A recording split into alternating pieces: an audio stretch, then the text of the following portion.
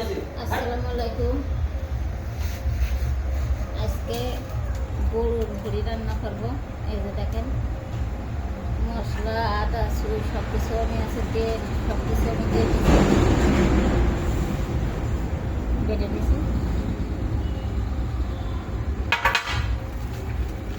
এবারে আমি ভালো করে মাখা নেবো,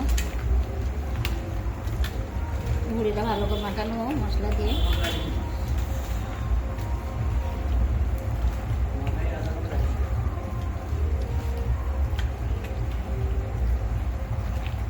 মাখানি শেষ।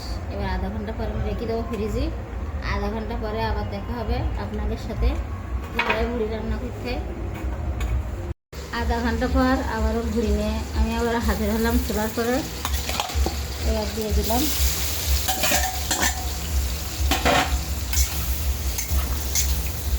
এবার এটা ভালো করে আমি কষাই নেব।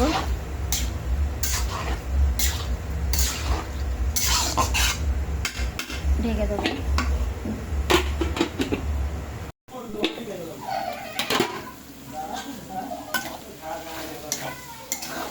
ভুড়ি কষানো হয়ে গেছে, কিছু দেবো না, এবার ভাজতে থাকবো আমি।